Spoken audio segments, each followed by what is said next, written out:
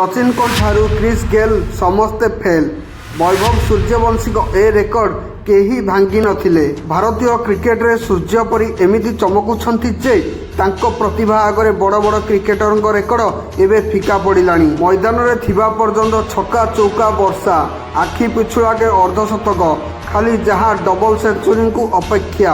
ଆଇପିଏଲ୍ରେ ବି ସେମିତି ବିସ୍ଫୋରକ ବ୍ୟାଟିଂ କରି ରେକର୍ଡ ପରେ ରେକର୍ଡ ସୃଷ୍ଟି କରି ଚାଲିଛନ୍ତି ବୈଭବ ସୂର୍ଯ୍ୟବଂଶୀ।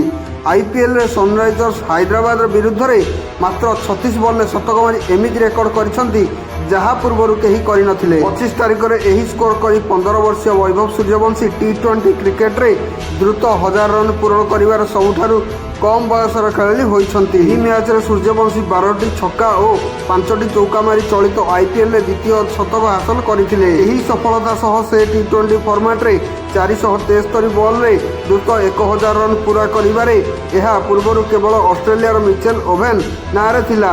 ସେ ମାତ୍ର 533 ବଲ୍ରୁ 1000 ରନ୍ ପୂରଣ କରିଥିଲେ।